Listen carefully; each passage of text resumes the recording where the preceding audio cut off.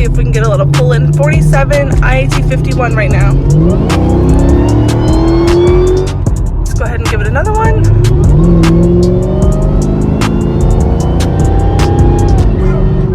Hey guys, welcome back to another video. Today we have a modification. Basically working on the cooling system. Well, I guess, yeah, it is performance, but cooling system. Yeah, keep lower air intakes basically. But I have a secondary heat exchanger here from Moscow Supercharged that I'm going to be installing. Yeah, I know it says Hey Boys Garage, okay.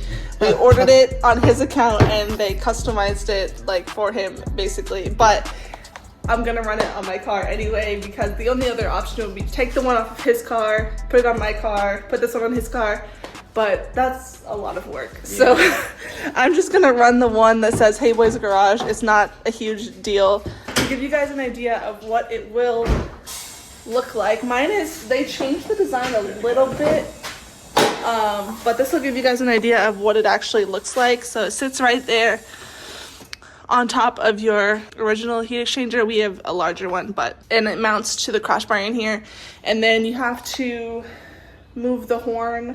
But relocate the horn back somewhere here. Yeah. That's where mine's relocated. It still works. But you can see this one doesn't say Hey Boys Garage. But it's a lot of work just to switch them out for some words. So I'm just gonna run this one even though it has his name on it, not a big deal. But yeah, let's get to work. Yeah, this one, I mean, if you look at it, obviously this is the horn right here. You have only one horn? I thought it was two. Oh yeah, it's only one. The 32 has two. So horn. And then you have to remove this, that. But obviously you're gonna keep the latch here latch for the hood.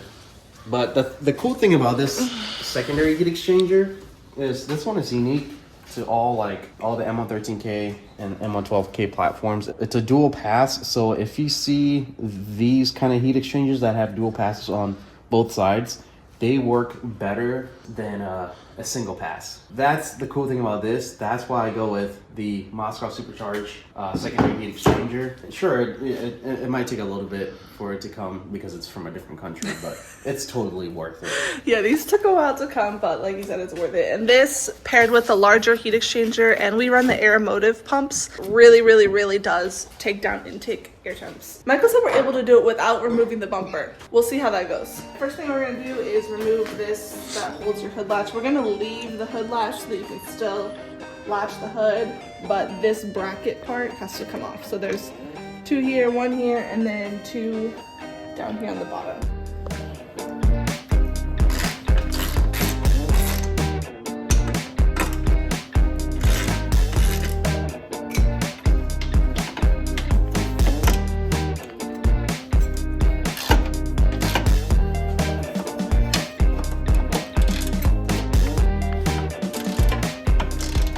Horn is off. Horn is off. It's just one 10 mil holding it on, and then these little connectors, they just pull off, I think. Yeah.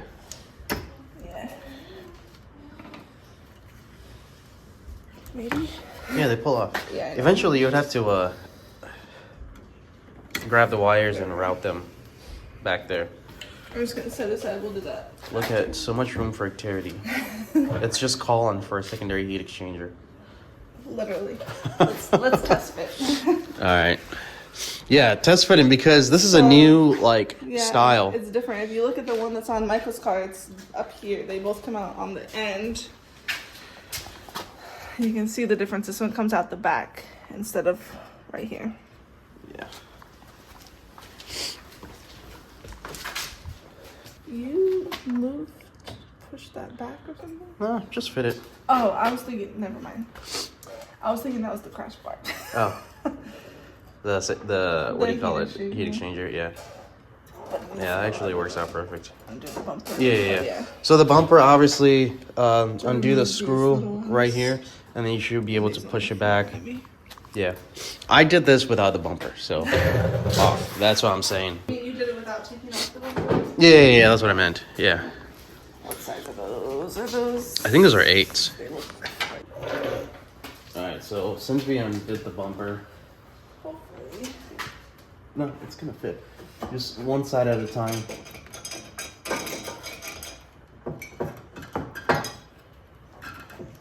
You gotta kind of diagonal. Okay, that's Is it underneath the? It's underneath the hose. Alright, cool. And this side.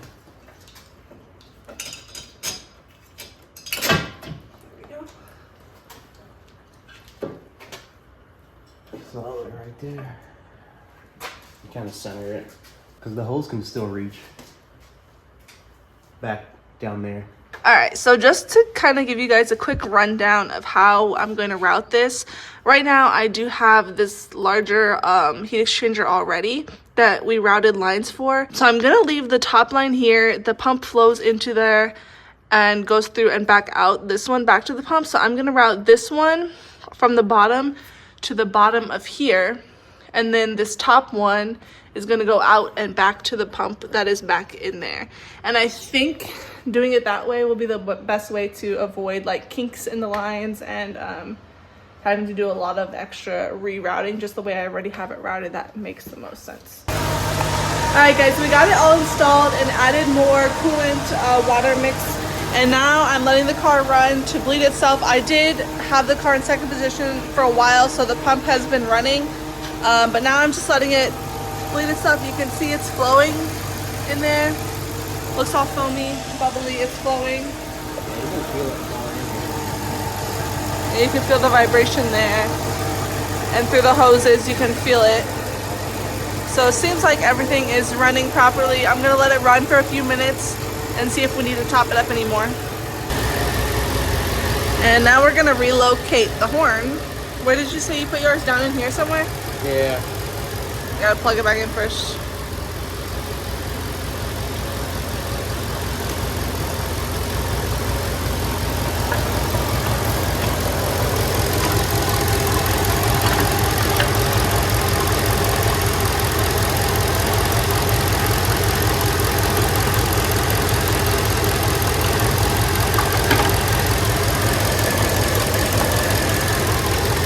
Gonna let it sit, like settle down there. You have the flashlight?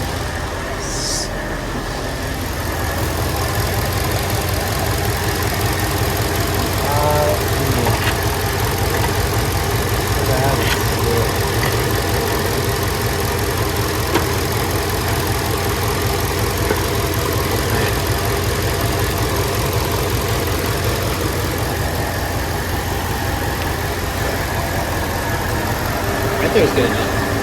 Right.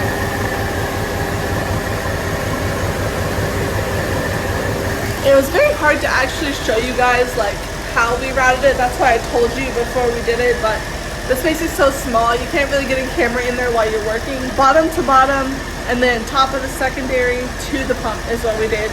Like I said before, nice and full, flowing, nice. It's just going for a quick little test drive, make sure that the system is fully bled and to see what the intake temps actually are. So the car is now up to temp, so let me show you guys here. So it's 46 degrees outside and just casually driving my IAT is 51. So that's what, like 5 degrees above. See if we can get a little pull in. 47, IAT 51 right now.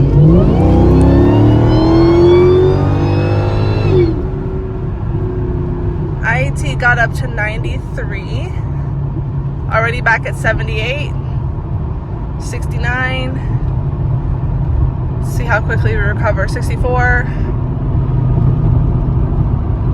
62. I don't know if you guys can see that.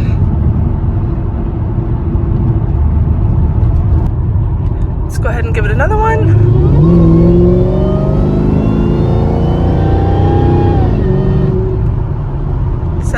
IAT.